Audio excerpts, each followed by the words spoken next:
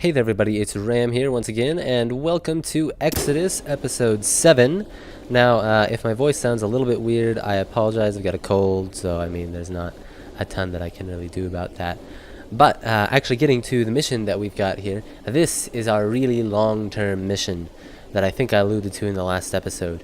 This is a brand new rocket, and this rocket will take us to Eve and back, because there's Kerbals on it, and I really don't want them to die, because that'd be super expensive. And one of them I couldn't even bring back, because it's Val, and I believe that's Bill, and then the name's too small, I can't read it. Yeah. Anyways, so this rocket is also supposed to be partially reusable to cut down the cost of the overall rocket. So just saving this stage that I'm on right now actually ends up netting me like $60,000 back, so it's really nice when I can save this sort of stuff, especially right now. At this point I don't think that I have that much money, so yeah, I definitely want to save it. And it's supposed to have propulsive landing, so I needed to add some fuel back in. Now there you saw an explosion. Thankfully I had put on a few extra pieces to try and absorb the not really impact, but heat caused by lighting up the engine, because before, as you guys saw, I would blow up the command little module that I had on there, and it wouldn't be able to land. But here I've got myself into orbit, and I didn't have the most efficient orbit, but I'm there now, so it's fine. And I'm able to swap back to my second stage that's coming into the atmosphere. And what I don't realize until about now is that I have no control over it. Yeah, there's nothing around that's able to talk to it. And I'm trying to put fuel in so that I can go and use it, hopefully, but it's just no, there's nothing there. And it crashes and explodes. And I can't even recover the parachutes, which is pretty annoying. But I mean, it was supposed to be a long-term mission anyways, so it's okay that it died. I did lose some fuel there because, remember, I pumped some fuel into it, so that was a bit annoying. Now you can see here I'm just planning my maneuver node to get out of the Kerbin system. I'm going to use the the Mun. Like I said, I'm sick. I'm blaming it on that. I'm going to use the Mun to just sort of give me an assist out of the Kerbin system. That way I don't spend as much actual fuel on it. Now you can see here I've done all of my little tweaking and tuning and waited long enough for the moon to be in the right spot. And now I'm just pushing up my apoapsis till I hit the moon. Well, not really hit. I keep saying moon, the Mun. Oh, my word. Until I get into the sphere of influence in the Mun, and then I can adjust it to sort of slingshot me out. Now you can see there that I basically got where I needed to go. I did want to go back and try to get this as close as possible because I wasn't sure how good, the tolerances there were pretty slim because I needed to get really close to the Mun for it to slingshot me out effectively. So I didn't want to crash into it. But you can see here, just looking around, and I can see that, oh wow, I'm really close to the space station. Trying to find it. There it is. Little space station floating by. Bye, guys. And I figure since I'm here, I haven't used this science module before on the Mun, so I will go ahead and do that. Just get a little bit of extra science. Again, we've got two scientists on here, so maybe that's Bob? Because I think Bill's the engineer. Again, it's too small for me to see, but maybe that's... Or is Bob the engineer? I should really know this at this point. Anyways, we're just going and checking the amount of fuel that we have left, because I would really love to do my interplanetary burn with that third stage. That'd be great. That way I have my second stage my fourth stage just for getting me back home. But yeah, you can see here, now I'm going and I'll extend the antenna just in case, but I really don't need to. It's more for like show. And I'll get out my Kerbal. That way I can go and recover the science. But unfortunately, this science module is really, really hard to get the Kerbal closer to. They need to adjust like the point at which you gather science on this much closer, because it's annoying. And so then I'm also taking some more science data from just space around the sun. Again, I don't think that I've used that specific science module before, so I should be able to get a lot of different stuff. And there I'm just checking through it. Yep, lots and lots of science. So that'll be good. Saving it all. Yep. And now just gotta warp up to my planned burn there. But before I do that, I need to adjust a couple of things. Here we've got Galileo 1. Now remember, this was just floating around Kerbin, trying to sort of digest all the science that it got. And so I'm just looking at the amount that's there right now, and I believe it showed me transferring it there. That way I've got the science in the research facility in case I need to use it for something. But now that I've done that, I can go back to my ship and get to the maneuver node. Almost there. I really don't want to overshoot it because even though this is on an interplanetary scale, so I really should be able to make up for the difference of just shooting by it by, an hour or so. I didn't want to risk it. So just coming up on it now, lowering my time down till I've got half before, and then I'll have half after. If you guys don't know how to do a burn, which probably most of you do half of the burn before the scheduled time and half of the burn after the scheduled time, and it sort of balances out the difference because KSP calculates the burn as being instantaneous. So there we go. We have almost an intercept, and now I've got an intercept. I'll just go and target Eve here, and then sort of lower my periapsis just a little bit. Yep, just so I get a little bit of extra time, and I can see how long it's going to take me to get there. Now, I'm trying to sort of figure out how to get back to Kerbin at this point, but it doesn't really go well. So we're just going to switch back to Galileo 1, where it's done a whole bunch more science, and I have decided to bring it back home because I think it's done more than enough, and I really, really wanted that science to continue on in the series because I can't get more parts without more science. So yeah, go ahead and set another little maneuver node there just to slow myself down but not plummet super fast into the atmosphere, because since this is a propulsive landing, I don't have a heat shield on the bottom here, so I have to be careful of how I re-enter. I can't re-enter too fast.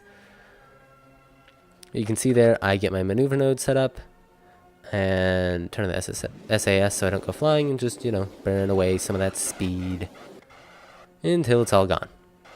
There we go. So that should be about right. My periapsis is low enough. I've slowed myself down enough.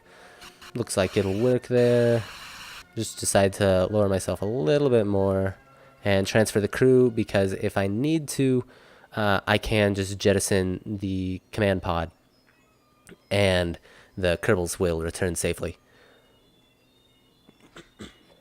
Sorry about that. Had to cough a little bit. Like I said, I'm a bit sick. Now, I keep one solar panel open until the very end there because I don't want to lose electric charge. Now, I really probably wouldn't, but I just didn't want to risk it. So, coming in here, getting the nice re-entry flames, and I've already passed my periapsis, and I'm not slowing down nearly enough. Oh, well, that is a problem. Okay. Well, I might need to lower the periapsis some more. So I go ahead and do that, and I didn't want to show you like the 12 times that I had to go around Kerbin in order to land this stupid thing. So here it is. I've still saved enough fuel for the landing, and oh shit, the rocket turned around. That's not good, that's not good, that's not good. Drogue chutes, yes! And then the normal parachutes, they saved me. And I didn't land in water. I did not want to land in water because this thing is not designed to land in water. It's designed to land on land. So coming down here, slow myself down, and touchdown. Granted, I'm sliding a little bit, but hey, the first full use of the Galileo ship has been completed. Now for our final little mission for today, we're going to go and make it so that I can have those second stages come back down to Kerbin successfully. Yeah, once again, sorry, I had to cough. With these relay satellites, I have 3 of them, and I'm going to put them in a nice little triangular shape right around Kerbin. At least, hopefully. I'm going to try to get them as perfectly aligned as possible. That way they won't desync in their orbit. Which, I mean, eventually I'll probably have to go in and resync them up a little bit. But hopefully they'll stay more or less in the right spots. That way, I can just get, more money from recovering those second stages. For those of you that might be wondering, the reason that I need these to get the second stages is they will give me a connection to the ground. They will relay a connection to the ground from almost anywhere on Kerbin with the 3 of these. So that way I can still have control over that second stage when it's coming back down to Kerbin. Because most of the time, the curvature of Kerbin will cut off the signal to the other ground-based satellite. Or not satellite, dishes, yes. Didn't say that perfectly well, but, you know, whatever. And then here you can see that I'm just trying to make it perfectly circular. Again, I want these to be in a very, very nice orbit. That way I don't have to worry about them desyncing. And what I mean by desyncing is you'll have like one creep up to another one, and they won't be evenly distributed around Kerbin. So you can see here, I deploy solar panel before I go and launch it. That way I know that it's got power generation. And now that I've deployed that and it's all good, I can go and move my ship into a higher orbit, at least at its apoapsis. And you can see that that's going to push me farther away from the little reconnaissance or relay sat. So with that, I will be able to slow down and position them in nice little organized places. So, yep, this satellite's all taken care of. It's all good. And we can move on to the next satellite. Just looking at the grid here real fast. Yeah, it's got a lot of stuff connected to it. All right, now we can warp ahead and go to the second satellite here. Once it reaches the periapsis, that should be about the same as the other periapsis, I can go and adjust the orbit a little bit to make it even closer. So there we go. Now it's basically in the exact same orbit, except about 1/3 behind the first satellite. So that's great. And I can just burn down to get that orbit. Yep. Just get a nice little perfectly trimmed up orbit. And deploy solar panel so it doesn't just die. Release it. And now we have 2 of our satellites in the correct orbit. I can go and just set up another maneuver node because, again, I want to slow myself down by increasing my orbit. Or actually, I forgot this time. I'm going to speed myself up a lot. And that'll get my location to about the same space or the same place. You can speed up or slow down. Either one will work. I think I was a little bit concerned about fuel usage on that one. And so I went for slowing or speeding myself up, which in all actuality is slowing myself down, but relative to orbits. When you're slower but in an orbit, that means that you're closer and therefore will go around the orbit faster. But nevertheless, I got to transfer over some of the RCS fuel here because that little ship, that little satellite there, needed some more RCS. Because I had been using the RCS to keep this thing aligned properly. With just that one satellite on the edge there, it was really fighting me when it came to staying on course because the center of mass was so messed up. So I just had to use a ton of RCS. But I got it there, so I can decouple and extend the solar panels. And then that's about it. We've got our relay satellites up in orbit.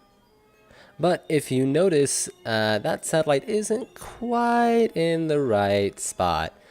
So I'm going to go ahead and use its RCS thrusters on it to boost it down even more so that I can get it into the right location, because right now it is right next to one of the other spaceships or relay satellites, and I don't really want that. So going, and I didn't quite like the first maneuver, so I'll go and change this maneuver to slow it down, though I think possibly speeding it up actually would have been a better idea. At this point, I decide to slow it down, so it's probably going to take me like 2 orbits to be able to do that. I can't quite remember how long it takes me, but you can see there I've got enough RCS to perform the burn, and just burning a little bit extra there to get me slowed down even more.